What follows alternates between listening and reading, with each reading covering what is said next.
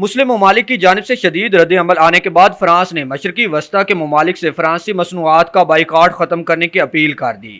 Media reports کے مطابق France کی وزارت خارجہ کا کہنا ہے کہ فرانس کی مصنوعات کے بائیکاٹ کے بے بنیاد اعلانات کو شدت پسند اقلیت کی جانب سے ہوا دی جا رہی ہے۔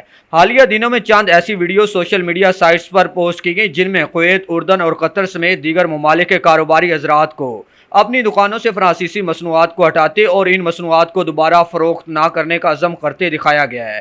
پاکستان میں بھی گزشتہ 48 گھنٹوں سے فرانس کی مصنوعات کا بائیکاٹ کرنے کا ٹرینڈ ٹاپ پر ہے۔ یاد رہے کہ فرانس کے صدر نے حالیہ دنوں میں پیغمبر اسلام کے خاکے شائع کرنے کا دفاع کرتے ہوئے کہا تھا کہ مذہب اسلام پوری دنیا میں بحران کا مذہب بن گیا اور ان کی حکومت دسمبر میں مذہب اور ریاست کو الگ کرنے والے سن 1905 کے قوانین کو مزید مضبوط کرے گی۔ گزشتہ روز وزیر اعظم عمران خان نے کہا کہ فرانسیسی صدر میکرون کو انتہا پسندوں کو موقع نہیں دینا چاہیے تھا، دنیا کو تقسیم کرنے سے انتہا پسندی مزید بڑھے گی۔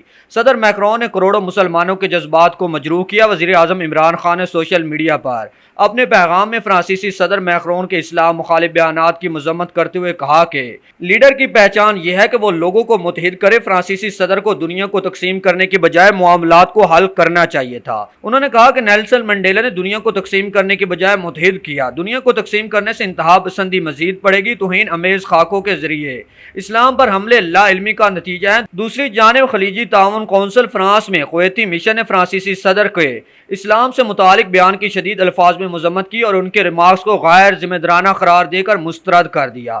فرانسیسی صدر میکرون کے اسلام مخالف بیانات پر ترک صدر طیب اردوان برہم ہو گئے اور انہوں نے فرانسیسی صدر میکرون کو دماغی معائنے کا مشورہ دے دیا ہے۔